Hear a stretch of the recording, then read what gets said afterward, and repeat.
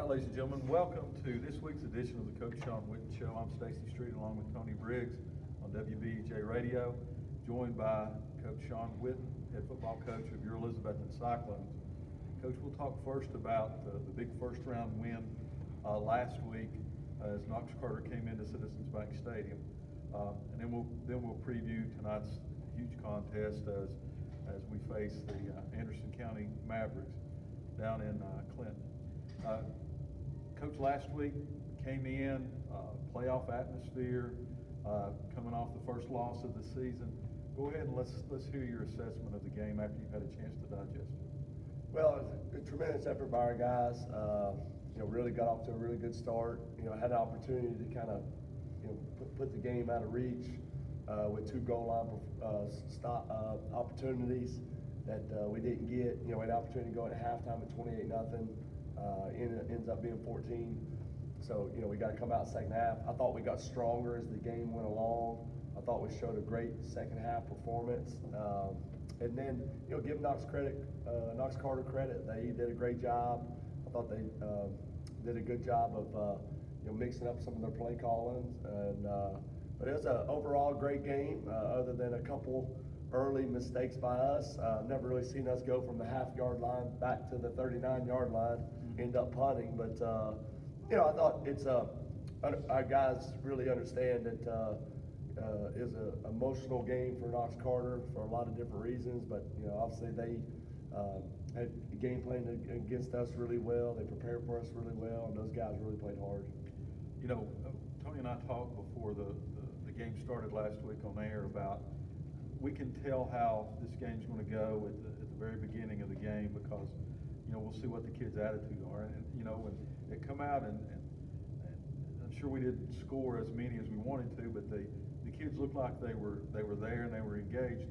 In the second quarter, you're right, I don't think I've ever seen the Cyclones have it first and goal and have to punt. Mm-hmm. But you go in at halftime and you come out and it looked like a completely different team, even from the first quarter. What did you do? Well, we talked a lot about halftime adjustments, and then I think just, the good thing about it is we didn't give up the big plays on defense. We allowed them to convert too many times on third down. And then, we tried to really run the football, to keep their offense off the field. I thought they did a great job of, extended drives. And then I thought our defense did a really great job as they kept moving the ball, kind of that bend but don't break mentality. We just kept playing, we kept fighting. But, just making a few adjustments at halftime was the biggest difference. I thought our offensive line really played well, even though we got stopped twice on the goal line. But for the most part, as you saw, Knox Carter had a lot of people at the line of scrimmage, and we found our way. I thought one particular guy, Cam Baker, did a really good job at the H-back, helping our running game out tremendously. And they changed when we're on offense, they changed their defense from the first quarter to the second quarter. And they started bringing some people and they were switching them around and trying to create some confusion. How did you address that? Well, I thought that some of the things we've done through the course of the week, I thought that our entire football team, I thought our offensive line had the best week last week. I really thought they were communicating and picking up the blitzes and communicating their line assignments.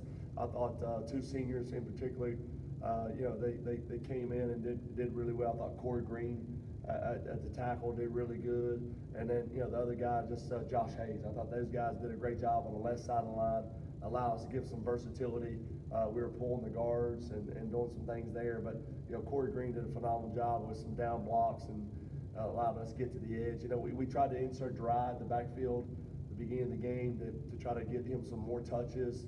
To maybe get their eyes in the backfield some, but just another opportunity in the playoffs. You got to get your best players the ball, and I thought we did a great job of that. And then, when Zeth came in, he did a phenomenal job of a change of pace there, running the football as well.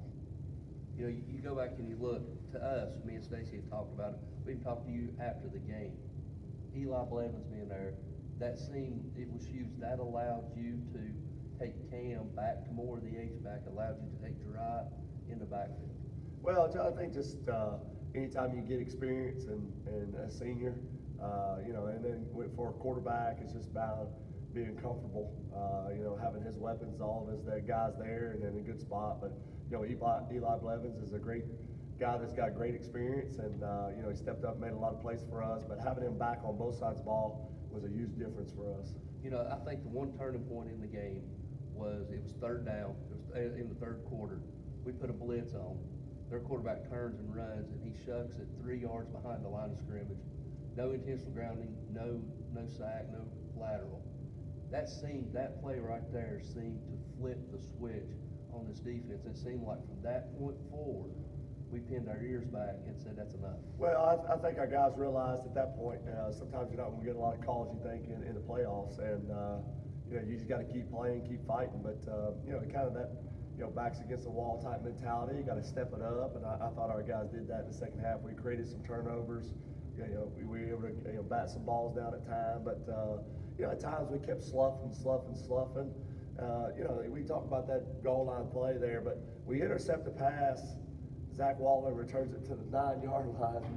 We got an opportunity to score. So, a lot of things kind of differentiate during the game. But, I mean, if we score those 2 red zone conversions, we're up 28-0. I mean, it's a pretty good, phenomenal first half in the first round of playoffs. And then, I think a little bit, 3 years in a row playing Knox Carter. I understand that they're a passing team. I thought they did a lot of things against us that they hadn't seen on film. I thought the running back ran really hard, and then a couple of those receivers, number 2, number 0. I mean, they had some pretty good size on them, and I thought that the running back number 8 and the slot receiver number 5 did a great job. I mean, they were tough football players. Speaking of running back number 8, he gained like 92 yards, but it seemed like 60 of them was broken down where he was going right and he stopped, cut on a dime, went back left for over pursuit. When this name tonight, we're not going to have that. So how does the linebacker mentality change? Well, I mean, we got to keep being aggressive. We got to keep being in attack mode. We got to do a better job of roll tackling, getting those legs and roll tackling, and that's going to be big tonight. And then, just making sure we're pursuing the ball. I did like that we had numbers to the ball. We had guys pursuing the ball. Just got to do a better job of roll tackling. Final question as we close the first segment. Again, Will Bowers comes in, knocks down the 24, I think it's 24-yard field goal in the fourth quarter. You're giving the kid confidence. It gives you confidence as a play caller knowing that, hey, when I get inside the whatever yard line, I know that I've more than likely got 3 points in my back pocket. How does that make you go into a situation being the play caller? Well, it's just, Will's super consistent, and I think we've done a good job of protecting him, but, we put a lot of pressure on him in practice, put him in tough situations, and he's come through. So, kicking game's a big part of it.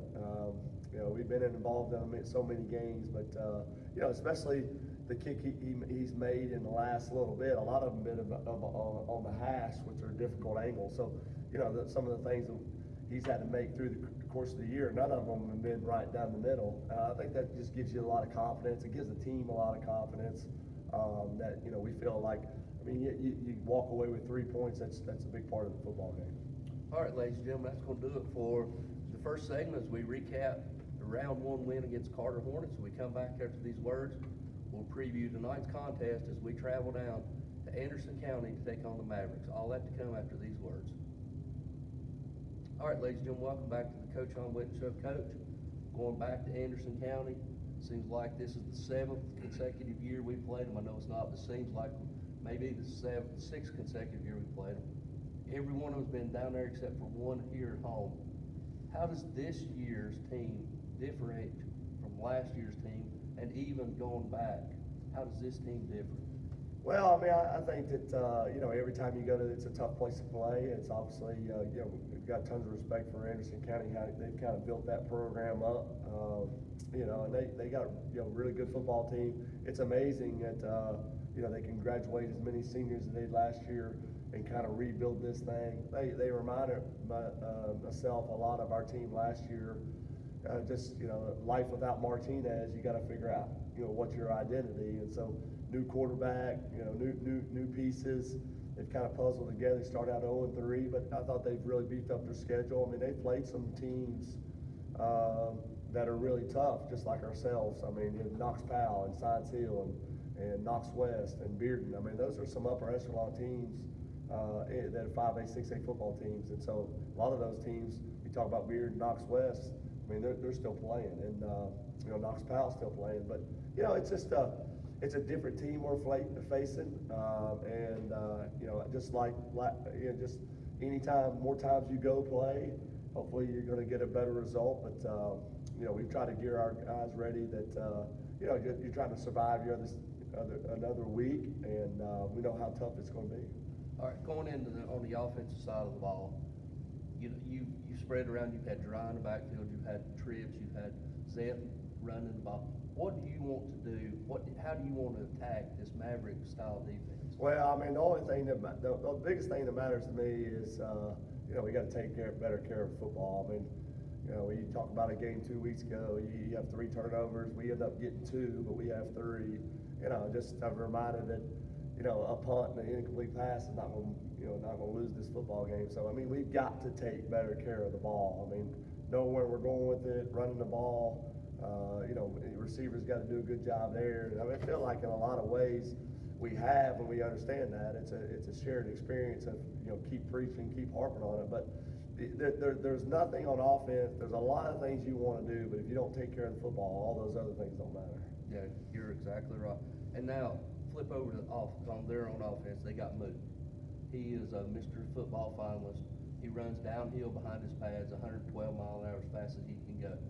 Typically, if you look at that style of back with our style of defense, we tend to do a little bit better with a bigger bruising back than we do more of a scat back. Well, a lot of it kind of depends on who it is and what they got going in front of them. That's to say that didn't help us last year when they had those big backs that we couldn't stop the run. But it's just we're a new team, they're a new team. And I think as much as you try to talk about the past, I mean, it's not. It's about us right now and what we've got to do, the things we've got to do to win. I mean, Moog's as good as there is, a high school football player. I mean, he's a guy you want to have on your football team that you go to battle with. I mean, he's as tough as he gets. And, it seems like he's been there a long time and made a lot of plays. But, he's just – those are the guys you want, he's the guy that football team believes in. He's the heart and soul, and he's been there, he's done that, and we expect a strong performance out of him in tonight's game. We asked the kids about that when we talked to them tonight for the Touchdown Club Spotlight.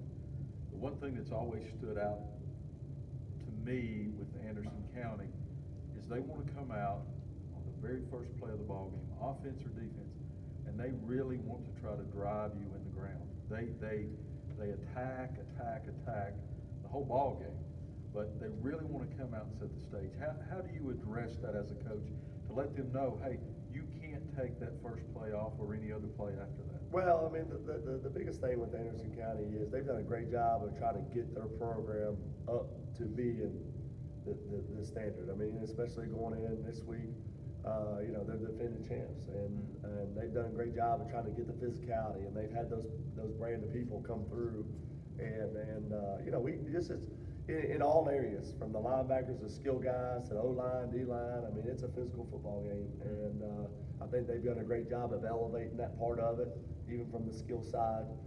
They've done a great job on that. So just it's tough. I mean, we've got to be the aggressor. We've got to be the more disciplined football team. We've got to be stay in attack mode from all areas. We can't for one play rest up. I mean, so it's just got to be a little bit more attention to detail. It's got to be a 4-quarter type mentality game. I still believe we've not really played our best football as all 3 phases into one. Especially offensively, I still like we've got a lot more things that we can do, a lot more things that can improve, and our football team's been relying a lot on our defense early. So it's just we got to do the things we can do, protect the football, and then make sure we play. End of the day, we got to play 4 quarters. It's 5 or 6 plays are going to be the difference. You just don't know when those are going to happen. You go on offense tonight. It was a new wrinkle last week to see Jariah back there. Part of it's Eli back, but also part of it's just kind of a different look to getting the ball. Are we gonna see some of that tonight? Well, I don't know. I mean, Dry's tough to defend on the outside.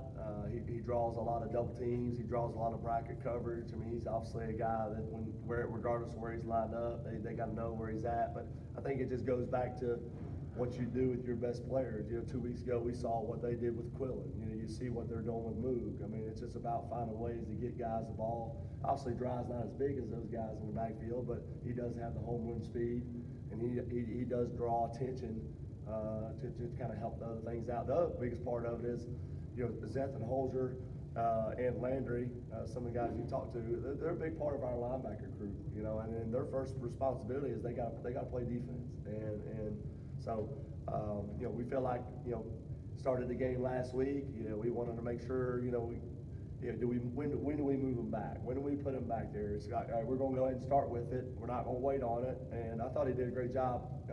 Dry did. He took care of the ball. He's got great pad leverage. He's got a nose for the end zone, and then got the ability. A guy like Nate Stevens a year ago. Every time he touches it, you get 5, you get 2, you get 7, and then maybe you may get a big one. So that's a difference with him running the ball. And then I also think that when Zeth came in, he looked like he ran it. He was hungry for it. He looked like he ran a little bit harder. Let's flip on the other side of the ball. It's no secret. Last year they had Moog and the other running back, and they had Martinez. So you could not focus on one person. You never want to do that, but more of their offense is funneled through Nick Moog. So how do you address that tonight? Do you mirror him with someone? Well, the two biggest pieces on our defense that really got to play well is our defensive ends. I thought they did a great job last year of neutralizing Brad and Mason. They did a great job of getting outside on them. They kicked them. They boxed them out. They really made life tough for Brad and Mason. I think early on in our season, the way that Mason and Ben and Andrew Blevins and those guys were flying around, making a lot of plays, being really active, shooting their hands, and it allowed the other guys just kind of fall into kind of place. And so that's where it kind of starts for us. Is we got to be extremely active. We got to fly around, make some plays, and then we got to be so disruptive on the inside that they got to come up with something else to do. We talk about the players, and the players change through all of these years that we faced Anderson County. The one constant seems like me and you and Tony have done, but how difficult is it coaching?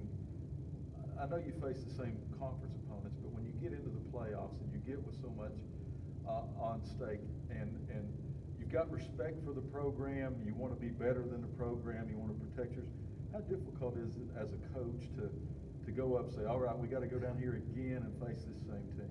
Well, it is tough, especially the last 3 years. It seems like round 1, round 2, all the way through, it's just kind of laid out for you right there. But this round 2 game is a pivotal game. Greenville's had a little bit more success there than we have. The 2 years that we didn't have to go down there, it's a difference. A home field advantage makes a huge difference, and then the ability to go on the road, it's a lot more mental than it is physical. And then at the same time, it's playoff. I mean, it's from week 6 last year to round 2, it was a completely different football game. And so, we've got to be a mindset. It's tough. It's going to be physical.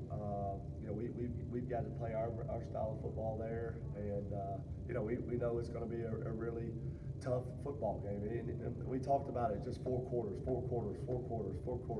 laying it on the line. It seems like we have moments where we kind of take a play off or take a series off or disappear, and we come back. But a lot happens in these games is kind of the same thing that happens to us a lot of times. We spot other teams some points, and then we get rolling, and then it's kind of too much to kind of catch up. So for whatever reason, though, we've had some success down there at times.